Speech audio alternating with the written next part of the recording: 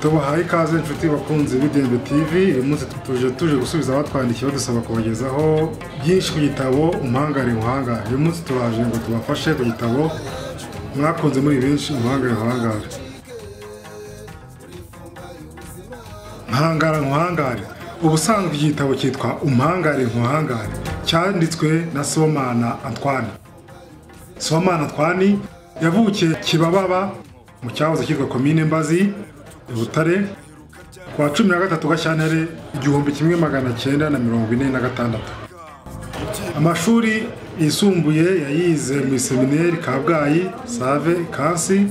Amakuru ayiga muri Université Nationale y'u Rwanda, ishami ry'indimi, no muri Université ya Montreal muri Canada, aho yize ibyerekeye n'isesenguramuco. Yakoze muri Minisiteri y'Uburezi n'iy'amashuri makuru n'ubushakashatsi mu by'ubuhanga. Sibomana Antoine yaje no gukora muri Minisiteri y'Ubutegetsi bw'Igihugu n'Amajyambere ya Komine, yanabaye na Burugumesitiri wa Komine Mbazi.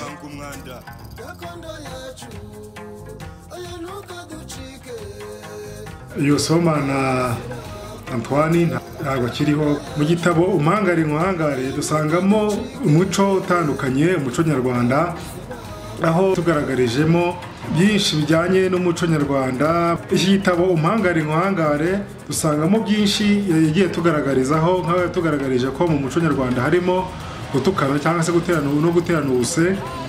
Ibitutsi biragayitse, ibitutsi birigisha. Nk'uko mwabidusabye, Umpangare Nkuhangare twayigezeho.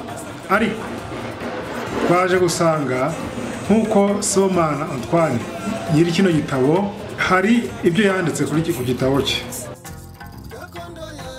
Yaranditse ngo uburenganzira bwose bw'umuhanzi bugomba kubahirizwa.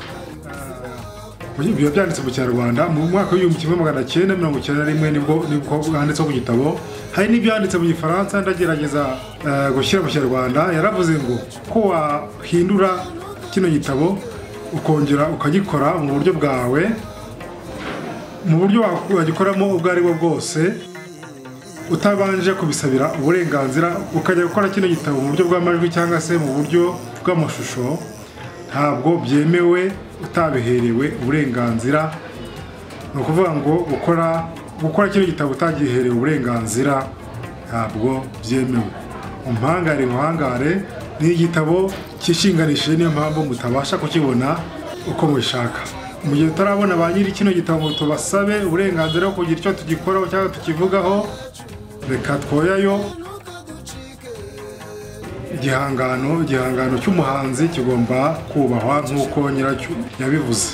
Mu gihe umuryango we tutari twabasha kuwegera ngo tubasabe kugira icyo tubivugaho, turasaba gukora subscribe, gukora share, kugira ngo ibyo tuzajya dukora bizajye bageraho bitabatindiye. Murakoze, mugire umunsi mwiza.